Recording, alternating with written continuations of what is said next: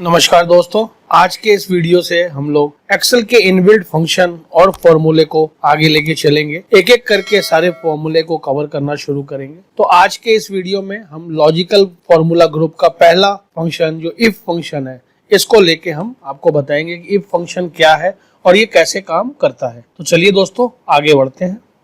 तो दोस्तों हम यहाँ देखेंगे कि इफ फंक्शन का काम करने का तरीका कैसे है। तो सबसे पहले इफ फंक्शन क्या करता है। इफ फंक्शन किसी भी कंडीशन को पहले चेक करता है, जो भी कंडीशन उसको दिया गया हो तो वो चेक करता है कि वो कंडीशन क्या है। अगर वो कंडीशन उस सर्टेन कंडीशन पे फुलफिल हो रहा है, इसका मतलब वो कंडीशन ट्रू हो रहा है।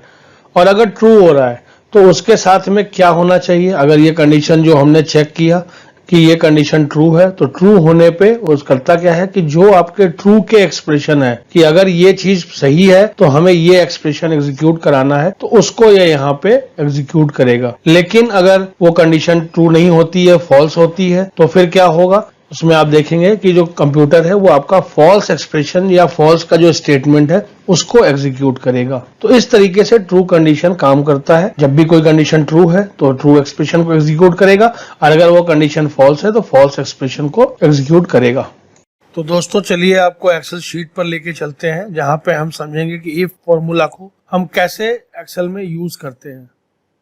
इफ फंक्शन को समझाने के लिए मैंने एक ये सैंपल डेटा लिया हुआ है। इस सैंपल डेटा में अगर आप देखेंगे तो यहाँ पे नेम ऑफ स्टूडेंट्स दिए हुए हैं, इनके 3 सब्जेक्ट्स के मार्क्स दिए हुए हैं, इन तीनों सब्जेक्ट्स के मार्क्स का टोटल किया हुआ है और इनका परसेंटेज निकाला हुआ है। अब हमें कंडीशन क्या चेक करनी है, तो हमें ये कंडीशन चेक करनी है कि अगर ये मार्क्स 33% से नीचे है तो हम उनको फेल डिक्लेयर करेंगे, और अगर ये 33 या उससे ज्यादा है तो हम उनको पास डिक्लेयर करेंगे। तो हमारा यहाँ पे हमें कंडीशन चेक करना है। दोस्तों मैं आपको बताना चाहूंगा कि इफ फंक्शन जो है इसका एक लिमिटेशन है, इसका एक रिस्ट्रिक्शन है कि ये एक बार में एक ही कंडीशन को इवेलुएट कर सकता है, और एक कंडीशन को इवेलुएट करके उसके वैल्यू दिखाएगा, या तो ट्रू वैल्यू आएगी या तो फॉल्स वैल्यू आएगी। अगर कंडीशन मैच कर रहा है तो ये ट्रू वैल्यू रिटर्न करेगा, और अगर कंडीशन मैच नहीं कर रहा है तो ये उसको फॉल्स वैल्यू रिटर्न करेगा। तो चलिए इसको हम एक कंडीशन को कैसे यूज करते हैं ये बताएंगे, और अगर आप मल्टीपल कंडीशंस के साथ में इसको यूज करना चाहते हैं तो मेरे आने वाले वीडियोस में आपको उसका सोल्यूशन मैं दूंगा कि कैसे हम मल्टीपल कंडीशंस को चेक कर सकते हैं। तो अभी एक कंडीशन को चेक करने के लिए इधर ये पास है या फेल है। तो जैसे मैंने आपको बताया था, किसी भी फंक्शन को लिखने के लिए हम इज इक्वल टू का साइन लगाते हैं, इसके बाद हम फंक्शन का नाम लिखते हैं। तो हमें यहाँ पे इफ फंक्शन यूज करना है। आपने जैसे ही टाइप किया आई, तो आपको एक्सेल हेल्प करता है कि आप किस फंक्शंस को, यहाँ पे इसे फंक्शन की लिस्ट आनी शुरू हो जाती है। अगर आप देखेंगे तो आई से स्टार्ट होने वाले सारे फंक्शन यहाँ आ रहे हैं। तो हमें जो भी फंक्शन यूज करना है, हमें इफ करना है, तो हमने यहाँ पे इफ लिखा, इसके बाद ब्रैकेट ओपन किया। जैसे ही आपने ब्रैकेट लगाया तो ये इफ का सिंटैक्स बता रहा है कि इफ को हम कैसे यूज कर सकते हैं। तो इफ के सिंटैक्स में सबसे पहला क्या है, लॉजिकल टेस्ट। आप देखेंगे थोड़ा बोल्ड दिख रहा है, तो लॉजिकल टेस्ट। तो लॉजिकल टेस्ट हमें क्या करना है, हमें ये चेक करना है कि जो हमारा ये डिजिट रेफरेंस है, ये सेल है, इसमें जो वैल्यू है उसको हम चेक करेंगे कि ये 33% से ज्यादा या उसके इक्वल है। तो हमारे लिए लगाना पड़ेगा ग्रेटर देन और इक्वल टू का साइन, अगर ये 33 ज्यादा है। इसके बाद हम कॉमा की वैल्यू लगाएंगे। कॉमा लगा के अब हमको देखना क्या है, यहाँ वैल्यू इफ ट्रू। अब हमें देना है यहाँ पे, अगर ये ट्रू है तो इसमें हम क्या पास करेंगे, तो हम इसमें लिखेंगे यहाँ पे कि ये बंदा पास है। तो पास लिखने के लिए ये चूंकि हमको टेक्स्ट वैल्यू पास करनी है, तो इसको हम डबल कोट्स में इसको लिखेंगे और उसके बीच में हम पास लिखेंगे। और अगर ये वैल्यू ट्रू नहीं होती, अगर ये 33% से ज्यादा या बराबर नहीं होता तो क्या होगा, तो हम यहाँ लिखेंगे ये बंदा फेल है। इस तरीके से करके हमने डबल कोट्स में फेल लिखा और ब्रैकेट को क्लोज किया। किसी भी फंक्शन को कंप्लीट करने के लिए हमें ब्रैकेट को क्लोज करना भी जरूरी होता है। हम जैसे इस ब्रैकेट को क्लोज करके एंटर प्रेस करेंगे तो ये देखिए आपको दिखा रहा है पास। क्यों? क्योंकि 86.33% जो मार्क्स आया है वो 33% से के बराबर या उससे ज्यादा है। इस कंडीशन को ये फुलफिल कर रहा है, इसलिए यहाँ पे इसने पास लिखा। अब हम इस पूरे फंक्शन को नीचे तक ड्रैग करेंगे। जैसे ही हमने इस पूरे फंक्शन को ड्रैग किया तो आप देखेंगे यहाँ पे ये बंदा फेल आ रहा है, क्योंकि इसके जो मार्क्स हैं वो 33% से बिलो हैं, इसलिए यहाँ पे इसने फेल किया। तो इस तरीके से दोस्तों हम एक कंडीशन को यूज करके उसमें हम पास और फेल को इस तरीके से हम दिखा सकते हैं। अगर आप इसी नंबर्स में चेंज करते हैं, मान लीजिए इस नंबर में मैंने यहाँ पे 31 किया, तो देखेंगे अभी तक ये बंदा पास दिख रहा था, लेकिन अब इसके भी मार्क्स जो है वो 33% से नीचे आ गए। तो यहाँ पे ऑटोमेटिकली ये कंडीशन फेल हुआ और इसने यहाँ पे उसको फेल लिख दिया कंडीशन फॉल्स होते ही। अगर हम इसको बढ़ा दें 35 तो देखेंगे ये पास हो गया। इसी तरीके से हम चाहेंगे तो इसको भी चेंज करेंगे तो ये ऑटोमेटिकली जिसमें भी हम चेंज करेंगे वो फेल या पास उसको शो करेगा। इसी को समझाने के लिए मैं एक एग्जांपल ये लेके आया हूँ। इसमें हमारे पे क्या है कि प्रोडक्ट्स हैं, इनके यूनिट हैं, सेल्स प्राइस और टोटल सेल्स वैल्यू यहाँ पे दी हुई है। तो कंपनी चाहती है कि जैसे जो भी हमारे 15,000 से ऊपर की सेल्स वैल्यू है उसके ऊपर 10% का डिस्काउंट दिया जाए। तो इस 10% को डिस्काउंट देने के लिए हम कैसे यूज करेंगे, चलिए हम फिर से शुरू करते हैं। इफ फॉर्मूला लगाते हैं, इक्वल टू का साइन लगाया, इफ टाइप किया, ब्रैकेट ओपन किया। तो हमारे लिए लॉजिकल टेस्ट क्या है कि हमें देखना है कि ये वैल्यू जो दी हुई है ये किससे 15,000 से ऊपर होनी चाहिए। तो हम यहाँ पे लिखे ग्रेटर देन 15,000। तो इसके बाद क्या हो, तो हम यहाँ पे अगर अभी दिखा दें कि डिस्काउंट 10% डिस्काउंट, 10% डिस्काउंट, ब्रैकेट बंद किया, सॉरी डबल कोट्स बंद किया। अब हम इसके बाद आते हैं कॉमा लगा के कि वैल्यू अगर इसकी फॉल्स होती है, ये 15,000 से ज्यादा नहीं है तो क्या लिखना चाहिए हमें, हम यहाँ लिखेंगे नो डिस्काउंट, कोट्स बंद करेंगे। इसके बाद हम ब्रैकेट को बंद करके एंटर प्रेस करेंगे तो आप देखेंगे यहाँ आ रहा है नो डिस्काउंट। क्यों? क्योंकि ये जो वैल्यू है 13,320 ये 15,000 से कम की वैल्यू है, इसलिए यहाँ पे डिस्काउंट उसको नहीं मिल रहा है। और इसको हम नीचे तक अगर ड्रैग करते हैं तो आप देखेंगे ये 10% यहाँ आ रहा है क्योंकि ये सारी वैल्यूज 15,000 से ऊपर है, ये भी 15,000 से ऊपर है और यहाँ भी देखेंगे तो जहां जहां 15,000 से ऊपर की वैल्यूज थी उसको इसने 10% डिस्काउंट दिखा दिया। लेकिन अगर हम चाहते हैं कि यहाँ पे डिस्काउंट का अमाउंट आए तो इसको मैं पहले डिलीट करता हूं। तो हम अमाउंट कैसे लिखेंगे, तो हम फिर से वैसे ही इफ फॉर्मूला शुरू करेंगे। हमने लिखा इफ, इसके बाद हमें क्या करना है, हमें ये वैल्यू चेक करनी है कि 15,000 से ज्यादा है। अगर ज्यादा है तो हम क्या करेंगे, हम यहाँ पे फॉर्मूले की तरह इसको यूज कर सकते हैं, हम इसके ऊपर कैलकुलेशन भी लगा सकते हैं। हमें क्या करना है, इस वैल्यू के ऊपर हमें 10% का देना है। तो हमने क्या किया, इस वैल्यू को दोबारा सेलेक्ट किया इनटू 10%।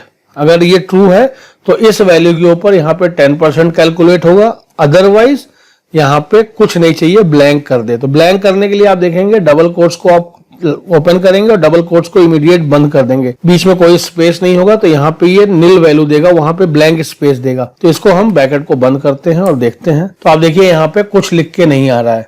लेकिन हम इसको अगर नीचे तक ड्रैग करते हैं तो आप देखेंगे कि जहां जहां भी 15,000 से ऊपर की वैल्यू थी उसके ऊपर इसने 10% का कैलकुलेशन करके आपको दिखा दिया। तो इस तरीके से हम चाहें तो इसके ऊपर कैलकुलेशन को भी परफॉर्म कर सकते हैं किसी भी फंक्शन के अंदर। तो हम चाहें तो जैसे भी हमने आपको दिखाया यहाँ पे इस फंक्शन के अंदर हमने क्या किया, इफ D5 अगर ये 15,000 से ज्यादा है तो D5 का 10% जो कैलकुलेशन आएगा वो वैल्यू यहाँ पे दिखाएगा, अदरवाइज नील दिखाएगा, कुछ नहीं दिखाएगा, ब्लैंक रहेगा वो सेल आपका। एक लास्ट एग्जांपल मैं आपको और दिखाता हूं कि अगर मुझे लेजर बनाना है, अगर मुझे किसी का अपने बैलेंस वगैरह मेंटेन करता हूं, मैं अपना लेजर बनाता हूं, तो यहाँ पे मैं ABC एंड कंपनी का लेजर बना रहा हूँ कि जो हम उनको माल बेच रहे हैं तो वहां पे मैंने सारे अमाउंट्स डेबिट में शो किए हुए हैं और उनसे जो पेमेंट रिसीव हो रही है वो मैंने यहाँ पे क्रेडिट में लिया हुआ है। अब हम चाहते हैं कि यहाँ पे हमारा बैलेंस आए, तो बैलेंस आने में क्या करना होगा कि हमें ये चेक करना होगा कि अगर डेबिट अमाउंट है, ये पुराना बैलेंस अभी उसका चला आ रहा है, तो ये कोई भी अमाउंट डेबिट हुआ या हमने उनको माल बेचा तो वो इसमें ऐड हो और जो अमाउंट हमें रिसीव हुआ है वो यहाँ पे उसमें से लेस हो जाए ताकि हमारा ये रनिंग बैलेंस यहाँ पे निकल के आए। तो हम इसको कैसे करेंगे दोस्तों, तो इसके लिए फिर से हम वही फॉर्मूला यूज करेंगे, इफ फॉर्मूला। हमने इफ टाइप किया, ब्रैकेट को ओपन किया। अब हमारा लॉजिकल टेस्ट क्या होगा, हम यहाँ पे चेक करेंगे कि ये वैल्यू हमारी ब्लैंक तो नहीं है, ये सेल हमारा खाली तो नहीं है। अगर ये सेल खाली है तो हम क्या करेंगे, हम इस वैल्यू में, क्योंकि हमें क्या करना है, इसको माइनस करना है, तो यहाँ अगर ये खाली है मतलब इसका मतलब है कि क्रेडिट अमाउंट में कोई जगह होगा, यहाँ पे कोई वैल्यू डाली गई होगी, तो हमें इसको क्या करना है कि -1 से मल्टीप्लाई अगर हम कर दें इस वैल्यू को तो आप क्या देखेंगे कि इसका ये जो वैल्यू यहाँ पे आएगी वो नेगेटिव आएगी।